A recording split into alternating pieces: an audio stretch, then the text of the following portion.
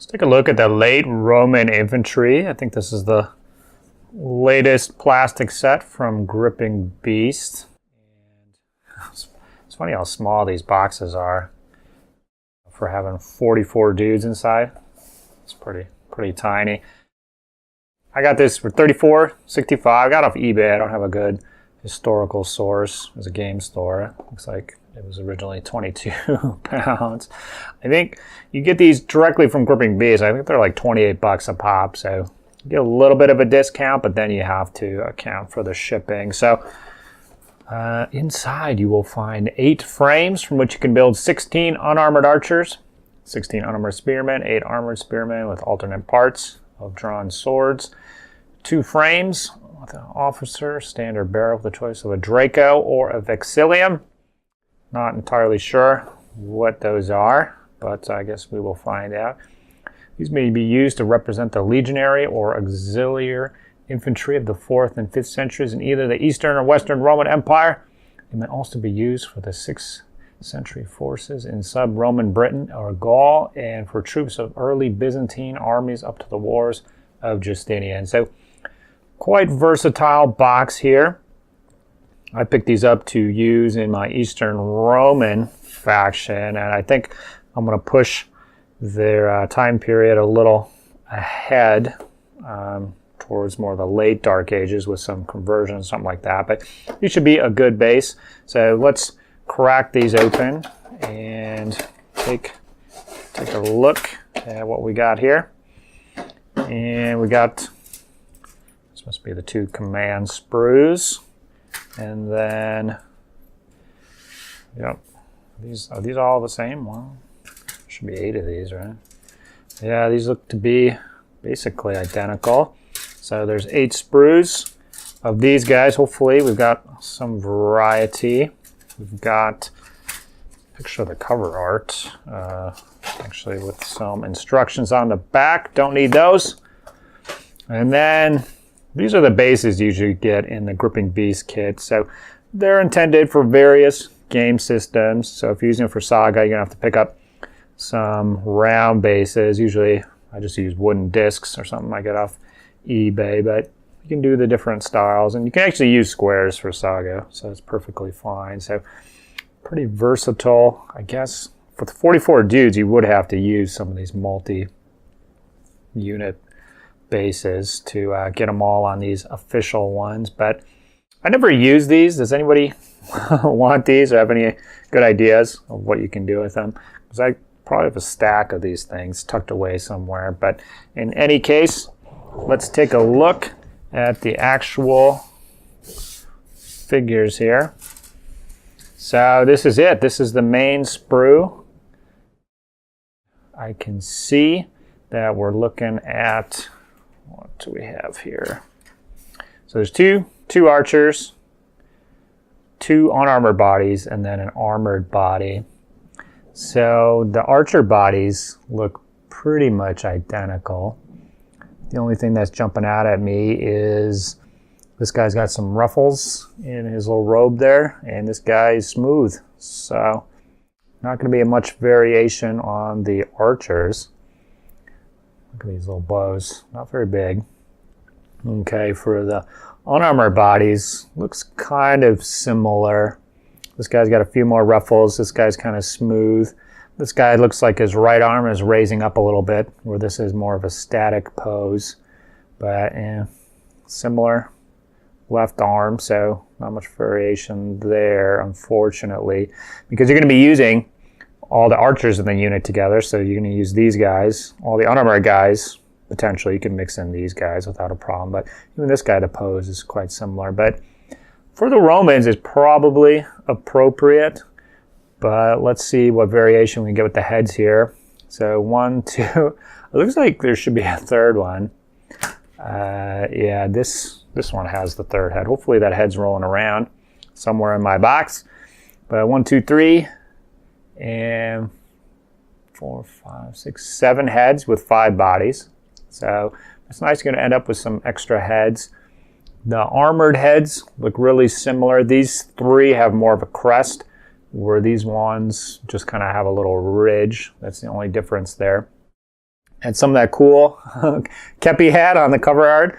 It's not really a kepi, but it's an interesting hat. So you have dudes in a helmet, a nice hat, and then you got an unarmored guy, make a good officer or something else. So not a lot of variation in the helmets, but again, these are the Romans. Okay, let's go up to the weapon options. So I'm seeing 5 spears, but 2 of these are the armored chainmail, which maybe, I guess it probably would look weird to mix those up on the different bodies. But okay, so for the chainmail, we've got an underhand and an overhand arm, it looks like.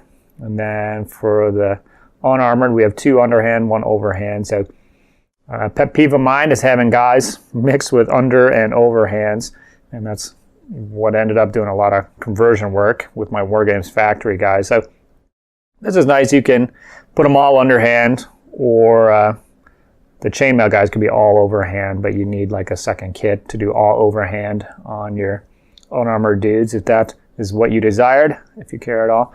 Got two archer arms here, and then yeah, 1 sword arm each. So you could, there's going to be 1 for every 2 of these. So the unarmored guys, you will have to use some spears unless you were to pick up a second box or had extra bits laying around, where the chainmail guys, you could all have a sword arm, but it would be that same sword arm, but you would have the flexibility to raise it up and down on the arm to get some variation here.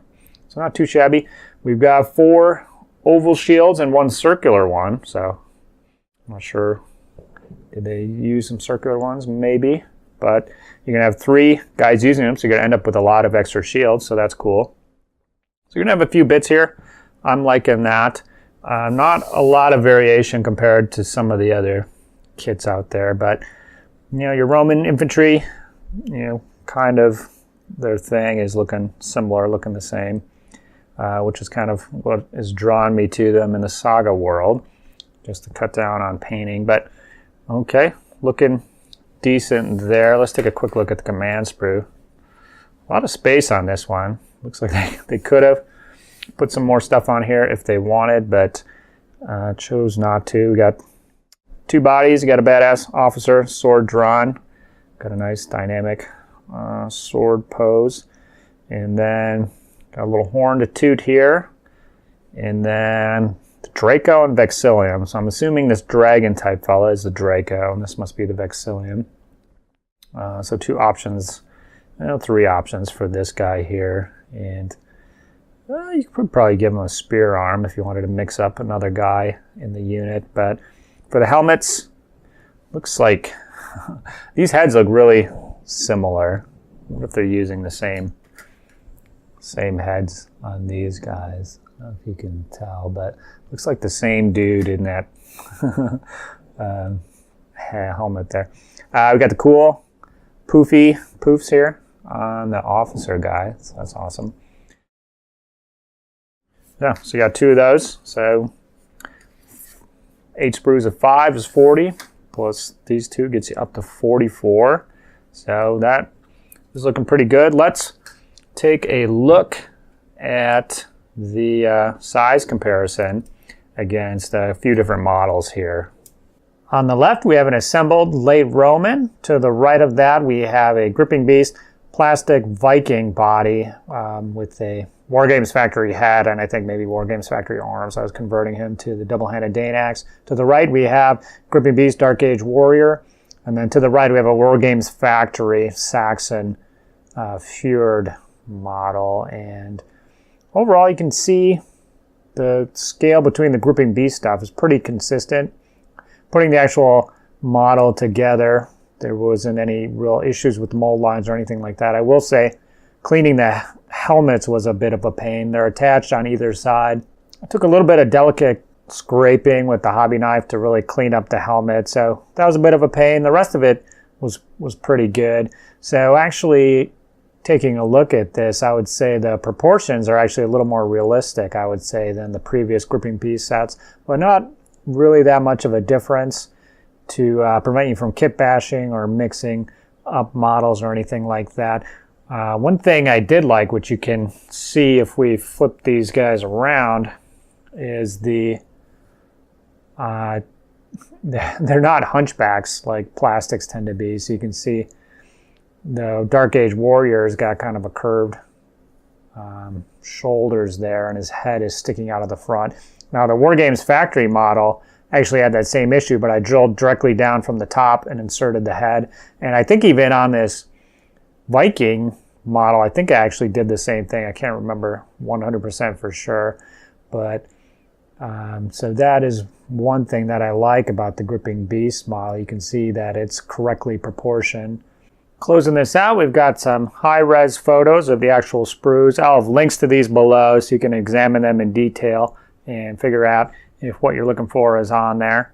Overall, I think it was a good kit, an improvement upon the proportions and the stature of their models. The fact that there's archers in here and spearmen is really cool. You usually don't see that in a plastic kit. Usually it's going to be archers or just the spearmen. Or if there are archer bits in there, the poses get kind of weird using those same bodies. The downside is you're losing out on some variety of poses, but like I said, these are the Romans. So with the uniforms and the drills, it makes sense that they all look pretty similar. The only thing that might be a little bit of a letdown is that command sprue. We saw a lot of empty space on there. There's definitely room for 4 sword arms on that sprue, and if they had included that, you could have built the entire box as swordsmen as well, which would have been pretty cool. Or if they had some alternate heads, different helmet types or something. There's definitely room there. It's too bad they didn't utilize it, but overall, the kit is a great value, and I'm happy with my purchase. Thanks for watching. Keep on hobby horn dogging, and I'll catch you guys next time.